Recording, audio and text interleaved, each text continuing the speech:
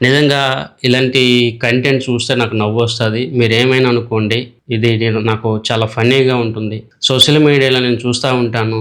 Gold ఎప్పుడు పెరిగితే అందరూ ఈ గోల్డ్ ఇంకా పెరిగిపోతుంది. పెరగడానికి రీజన్స్ అని చెప్పి వీడియోస్ చేస్తారు. గోల్డ్ ఒకవేళ ఫాల్ వచ్చినా, సిల్వర్‌లో ఒకవేళ ఫాల్ వస్తే పడిపోవడానికి రీజన్స్ ఇవే అని చెప్పి నెక్స్ట్ ఇంకా పడిపోతదని చెప్పేసి దాని గురించే కంటెంట్ చేస్తా ఉంటారు. దేనికైనా ఒక కంటెంట్, ఒక స్టోరీ వాళ్ళు చెప్పేస్తారు.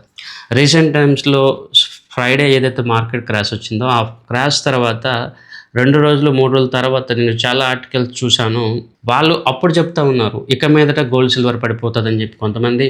నేను ఆల్రెడీ చెప్పాను కదండీ! అలానే జరిగిందని చెప్పి మరికొంతమంది చెప్తా ఉన్నారు. కానీ వీళ్ళు 29 జనవరి రోజు అనాలిసిస్ సబ్మిట్ చేసినట్టుగా లేదా అనాలిసిస్ చెప్పినట్టుగా ఎక్కడ కూడా ఒక ప్రూఫ్ అయితే లేదు. ఆడియన్స్, ఫాలోవర్స్ ఇది ఖచ్చితంగా గమనించండి. మీ యూట్యూబర్స్ లేకపోతే మీ అనలిస్టులు ఎవరైనా అలా చెప్తా ఉంటే ఇలాంటి ఫాల్స్ నెరేటివ్స్ నుంచి దూరంగా ఉండండి. మార్కెట్‌లో ఇలాంటి ఫాల్స్ గురూస్, ఫేక్ గురూస్ చాలా ఎక్కువ మంది అయిపోయారు.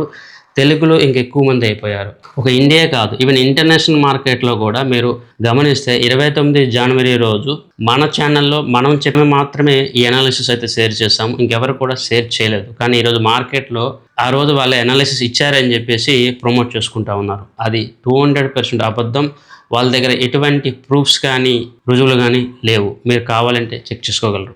అంతేకాదు యూట్యూబ్‌లో గానీ, సోషల్ మీడియాలో గానీ, ఇన్‌స్టాగ్రామ్‌లో గానీ స్టోరీస్ వస్తా ఉంటాయి. ప్రతి స్టోరీని వినవలసిన అవసరం మీకైతే లేదు. ఎందుకంటే స్టోరీస్ అవన్నీ చెప్పుకోవడానికి, వినడానికి బాగుంటుంది తప్ప రియల్ టైమ్‌లో అవెప్పుడు కూడా మీకు ఉపయోగం పడవు. చాలామంది ప్రతీదీ వినడము లేదా ప్రతి డేటాని క్యాప్చర్ చేయడం మొదలుపెడతారు. కానీ ఒకటి మనం గమనించాలి.